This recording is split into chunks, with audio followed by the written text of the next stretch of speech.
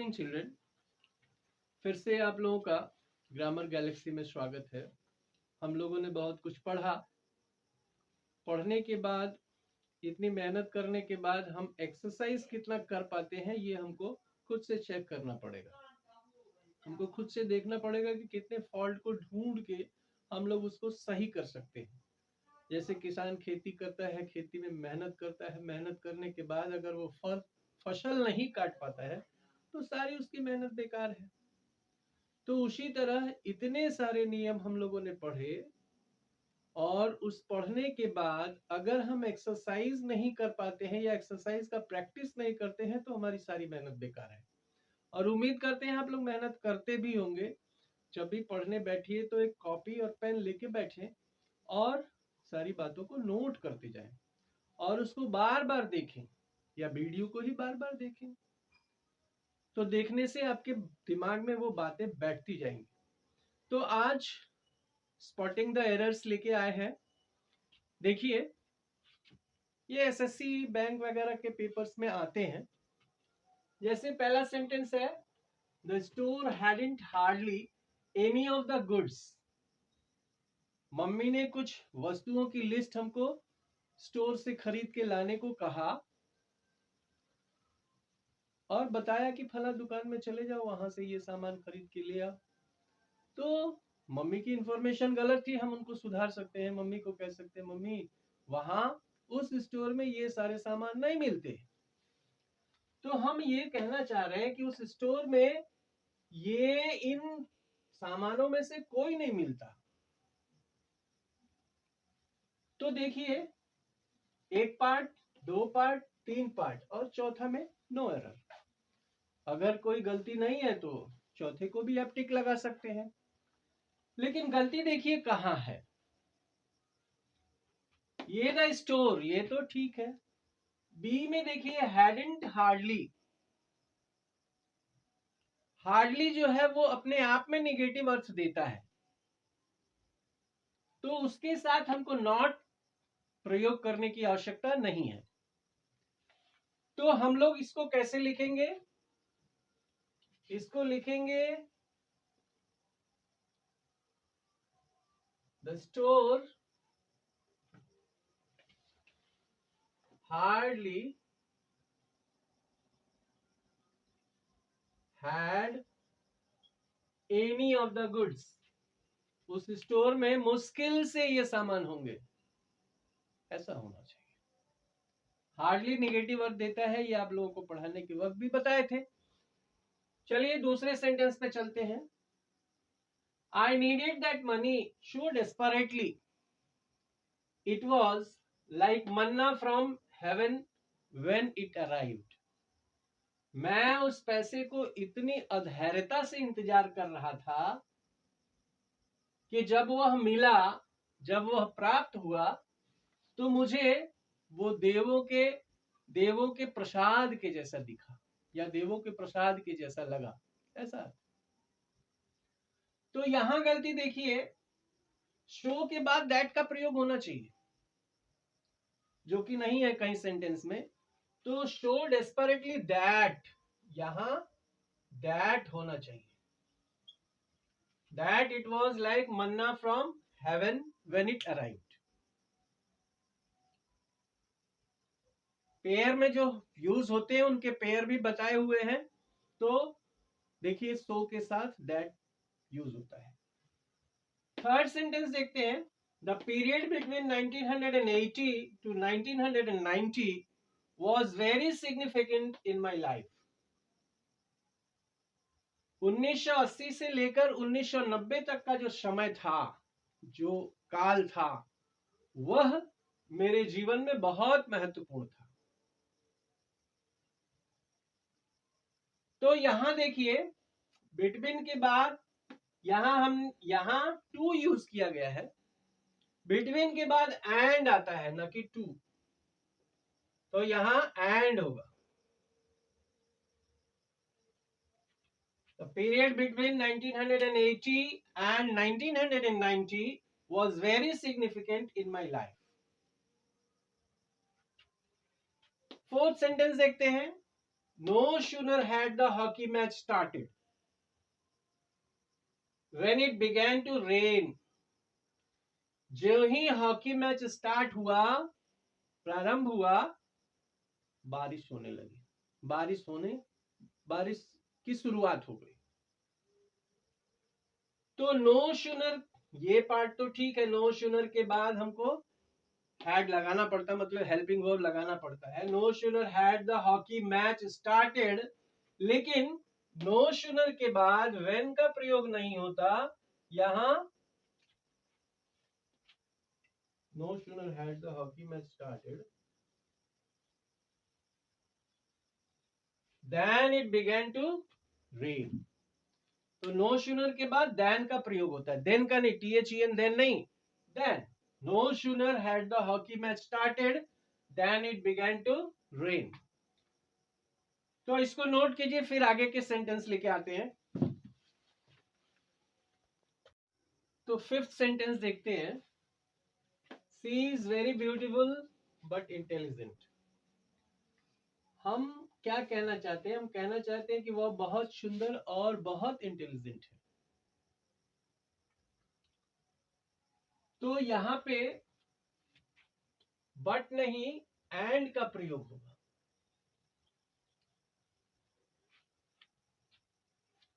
But परंतु के लिए यूज करते हैं। और दूसरी बात यह है कि बट अगर वहां यूज हो जाता है तो वो अगले को निगेटिव बना देगा, बट नॉट इंटेलिजेंट हो जाएगा, ऐसा अर्थ हो जाएगा। तो she is very beautiful and intelligent, ऐसा होना चाहिए। वह बहुत सुंदर है और बहुत बुद्धिमान है। Your success in the IAS examinations depends not only what papers you have selected, but on how you have written them. IAS की परीक्षा में आपकी सफलता केवल इस बात पर निर्भर नहीं करती कि आपने कौन कौन से पेपर चुने हैं, बल्कि इस बात पर भी निर्भर करती है कि आपने पेपर्स को कैसे लिखे हैं।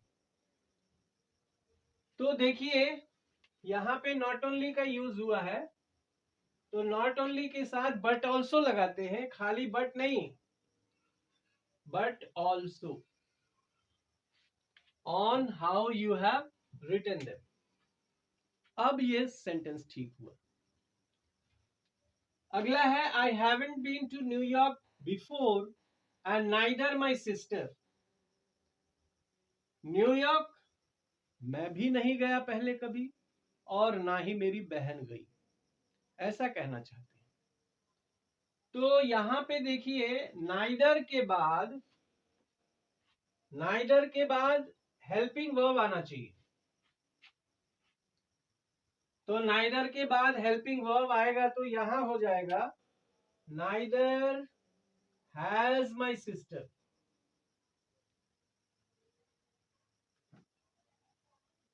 नाइदर हैज माई सिस्टर, ना तो मैं गया न्यूयॉर्क पहले कभी और ना ही मेरी बहन गई।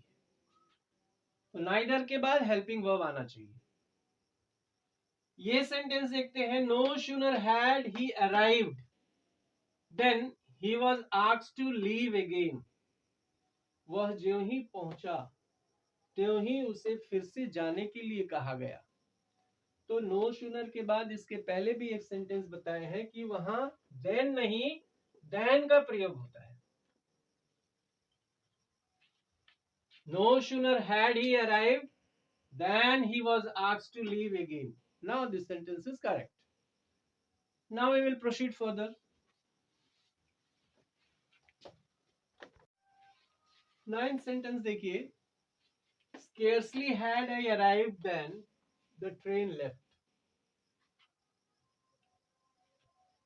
मुश्किल से मैं पहुंचा ही था कि ट्रेन छूट गई। देखने में कोई गलती तो नहीं लगती, लेकिन बारीकी से देखेंगे तो गलती आपको मिलेगी। स्केर्सली के बाद व्हेन का प्रयोग होता है, ना कि देन का। तो यहां व्हेन होगा।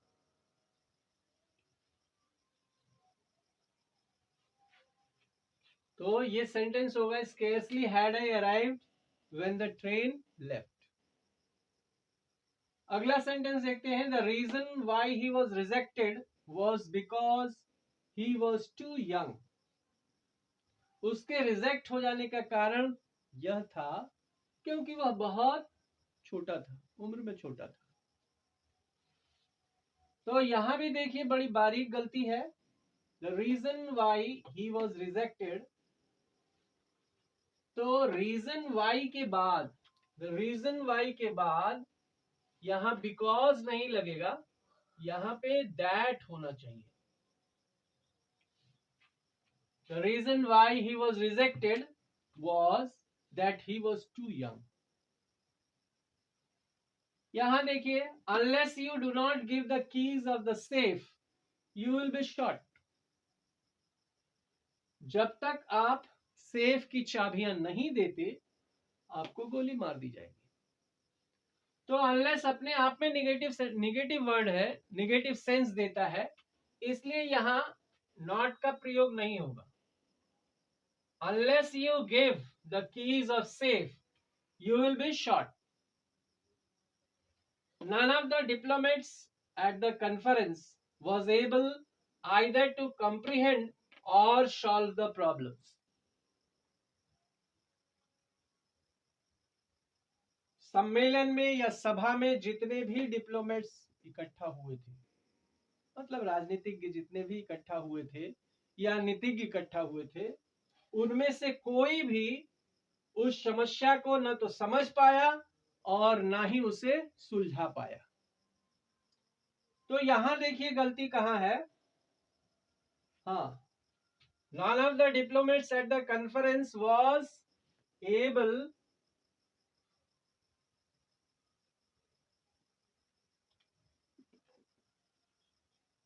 to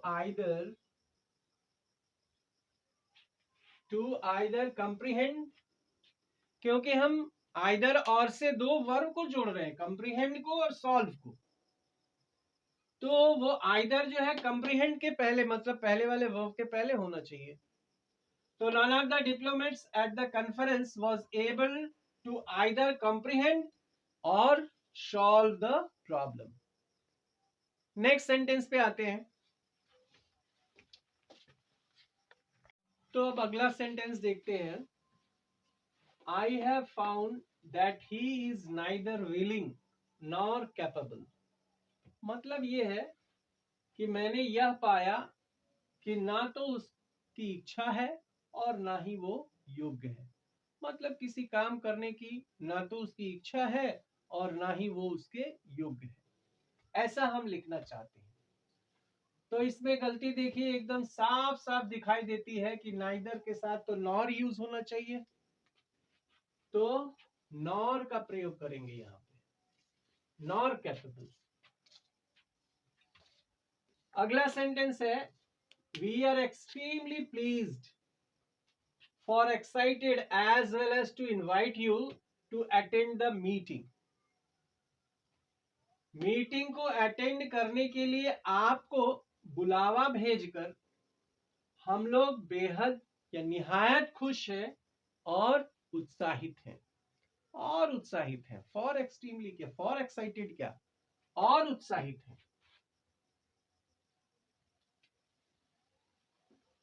एंड तो we are extremely pleased and excited as well to invite you to attend the meeting. When her son got a job, then she was very happy. जब उसके पुत्र को काम मिल गया तब वह बहुत खुश हुई। तो यहां बताया है कि when के साथ तब के लिए, जब के साथ तब के लिए ये then लगाने की आवश्यकता नहीं है, उसके पहले कॉमा दे देंगे, वो कॉमा ही then का भाव प्रस्तुत करेगा। तो when के साथ then लगाने की आवश्यकता नहीं है। Bread and butter is all we want. Bread और बटर ही हमें चाहिए। तो ऑल के बाद भाई दैट का यूज होता है। तो ये सेंटेंस ऐसा होना चाहिए, bread and butter is all that we want. Bread और बटर ही ऐसा है जो हमें चाहिए। The cost of new machines is likely to be so high as 10 times the existing ones। मतलब नई मशीनों का मूल्य पहले वाली मशीनों का 10 गुना है। जो भी वर्तमान समय में है उसका 10 गुना मूल्य नई वाली मशीनों का है, ऐसा हम कहना चाहते हैं। ये सेंटेंस हमारा अफर्मेटिव है, ये निगेटिव नहीं है। निगेटिव में सो एज का प्रयोग होता है, लेकिन अफर्मेटिव में एज का प्रयोग होगा, अर्थात यहां एज होगा। ठीक है, देख रहे हैं कितनी बारीक गलतियां होती हैं। अगला वाक्य है, he walked as faster as he could so that he would not miss the train. वह जितनी तेजी से दौड़ सकता था उतनी तेजी से दौड़ा ताकि उसकी ट्रेन मिस ना हो, उसकी ट्रेन ना छूट जाए। यहां भी देखिए बड़ी बारीक गलती है, एज इसके बीच फास्टर नहीं फास्ट होना चाहिए। जो एडजेक्टिव या जो एडवर्ब लगाते हैं एज या सो एज के बीच, वह पॉजिटिव डिग्री में होना चाहिए, ना कि कंपैरेटिव डिग्री में। तो इस तरह की बारीक गलतियां होती हैं जिन्हें हमें ढूंढना पड़ता है। ठीक है, इनको नोट कीजिए, फिर आगे बढ़ते हैं। तो देखिए 19वां सेंटेंस क्या कहता है, she was running a very high fever and thus her mother takes her to the doctor। उसे बहुत तेज बुखार था, इसलिए उसकी मां उसे डॉक्टर के पास ले गई। ये सेंटेंस जो है पास्ट में है, तो ये सेंटेंस कैसे पास्ट में नहीं हो सकता, या क्यों ये प्रेजेंट में क्यों होगा? तो she was running A high fever and thus her mother took her to the doctor। तो ये took her to the doctor ऐसा होना चाहिए। No sooner the teacher entered the class than the students stood up।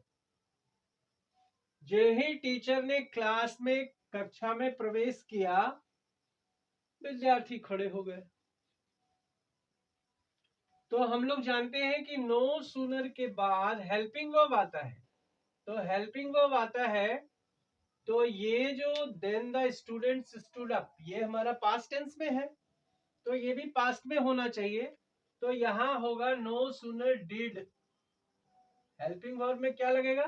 Did. अगर perfect होता तो had लगता। तो no sooner did the teacher enter the class then the students stood up. जो ही टीचर कक्षा में प्रवेश किए, सारे स्टूडेंट्स खड़े हो गए।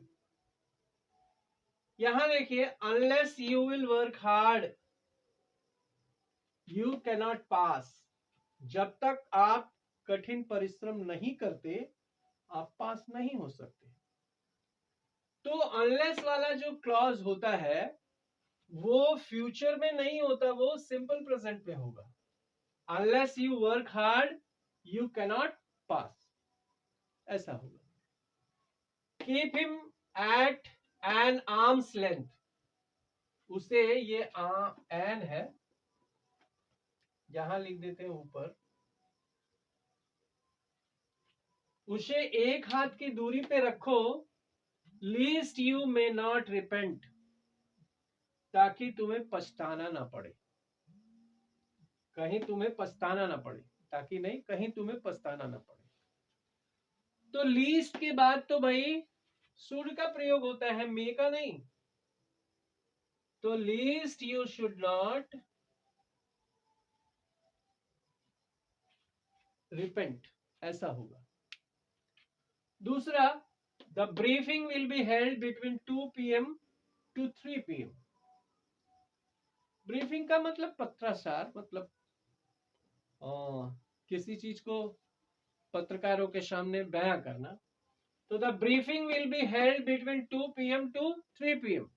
बिटवीन के बाद एंड का प्रयोग होता है, ना कि टू का। फ्रॉम के साथ टू का प्रयोग होता है, तो यहां पे हम लोग क्या लिखेंगे, एंड। भाई बिटवीन 2 PM to 3 PM, 2 से 3 बजे के बीच, 2 और 3 बजे के बीच पत्राचार होगा, ऐसा होगा। या अगर हम यहां फ्रॉम लगा दें, the briefing will be held from 2 PM to 3। From अगर यहां लगा दें तो यहां 2 जायज है, ठीक है। तो इसका मतलब हो जाएगा 2 बजे से लेके 3 बजे तक ब्रीफिंग होगा। लेकिन यहां मतलब यह है, बिटवीन लगा है, इसका मतलब यह है कि 2 और 3 बजे के बीच, 2 से लेके 3 बजे के बीच ब्रीफिंग स्टार्ट होगी, ऐसा है। Unless you do not meet all the requirements, your application will be rejected। कहता है जब तक आप सारी जरूरतों को पूरा नहीं करते, तब तक आपका प्रार्थना पत्र रद्द है। तो ये देखिए, अनलेस जो है ये अपने आप में निगेटिव है, तो यहां ये डू नॉट का प्रयोग नहीं होगा। Unless you meet all the requirements, your application will be rejected. जब तक आप सारे रिक्वायरमेंट, सारी जरूरत की चीजें नहीं दे देते, तब तक आपका प्रार्थना पत्र रद्द किया जाएगा। तो ऐसे है। कुछ और सेंटेंस देखते हैं। तो 25th सेंटेंस देखते हैं। The dress is too expensive two by it. यह पोशाक इतना महंगा है खरीदने के लिए। किसके खरीदने के लिए? मेरे खरीदने के लिए या उसके खरीदने के लिए? तो ऐसा बोलिए, the dress is too expensive for me.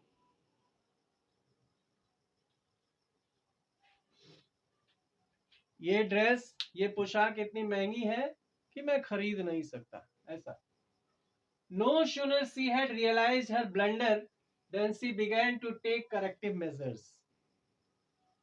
जब ही उसने अपनी गलती का एहसास किया, वह उसमें सुधारात्मक प्रक्रिया अपनाने लगी। तो इसमें देखिए, यहां गलती है। ये जो होगा, नो शूनर के बाद हेल्पिंग वर्ब आता है हैड, और उसके बाद लगेगा she. No sooner had she realised her blunder than she began to take corrective measures, ऐसा होगा। She was not so well versed in English that we had expected. वो इंग्लिश में उतनी अच्छी नहीं थी जितना कि हम लोगों ने सोचा था, या जितना हम लोगों ने उम्मीद किया था। तो शो के साथ एज का प्रयोग होना चाहिए, नॉट दैट। तो शो के साथ एज का प्रयोग होना चाहिए। Mister Sinha, my friend, philosopher and guide, not only stopped coming here but also going to any place which is related to my wife। Mister Sinha जो मेरे दोस्त हैं, एक फिलोसफर हैं और मेरे मार्गदर्शक हैं, वो केवल मेरे यहाँ ही आने से नहीं मना किए, या मेरे यहाँ आने से आना ही नहीं छोड़े, बल्कि उन सारी जगहों पे जाना बंद कर दिया जो मेरे पत्नी से संबंधित था। तो यहाँ पे गलती देखिए, ये देखिए, माय फ्रेंड और फिलोसफर और गाइड, ये और ये एक ही पर्सन मिस्टर सिन्हा को बताता है। ये जो है इसके अपोजिशन में आया है। अच्छा, यहाँ हाँ, ये देखिए, ये जो हम यहाँ नॉट ओनली और यहाँ बट ऑल्सो, नॉट ओनली और बट ऑल्सो, तो नॉट ओनली के बाद यहाँ पे वर्ब है और यहाँ बट ऑल्सो के बाद एक जिरंड है। तो ऐसा तो नहीं चलेगा। भाई वर्ब से not only but also say verb को जोड़िए या किसी और चीज को, लेकिन सेम चीज को जोड़िए। यहाँ ये जो है स्टॉप्ड पहले और नॉट ओनली उसके बाद। Stopped not only coming. हाँ अब ठीक हुआ। Mr. Sinha, my friend, philosopher and guide, stopped not only coming here but also going to any place. भाई वहां अगर जीरंड है तो यहाँ भी जीरंड होगा, नॉट ओनली के साथ जीरंड और बट ऑल्सो के साथ भी जीरंड। अब ठीक हुआ। अगला सेंटेंस देखते हैं। Hardly had he come out of the bus then the bomb exploded and shattered the bus into pieces. मुश्किल से वो बस से बाहर आया ही था तब तक बॉम्ब फटा और बस को टुकड़े टुकड़े में बिखेर दिया। तो यहां देखिए, ये देन की जगह दैन होना चाहिए। भाई नो शूनर के हार्डली के साथ दैन लगता है। यहां देखिए, as soon as the peon rings the bell then all the students come to the assembly room for prayer.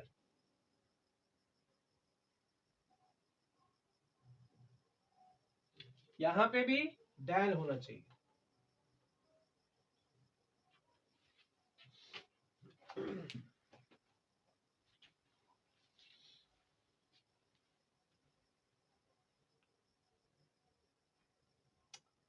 तो आज यही आज रहने देते हैं। अब अगले दिन से हम लोग कुछ और पढ़ेंगे या देखेंगे, इसी टाइप के कुछ सेंटेंस और देखते हैं। So good night, enjoy the night. ये देखिए, बोर्ड इरेज करने के समय मेरा ध्यान पड़ा, ये हार्डली के साथ मैंने दैन का प्रयोग कर दिया है। यहाँ दैन ना होके वेन होना चाहिए। ये गलती हमने कर दी है और इस गलती के लिए आप लोगों से मैं सॉरी भी बोलता हूं। इसको करेक्ट कर लीजिएगा और आज के लिए शुभ रात्रि। Thank you.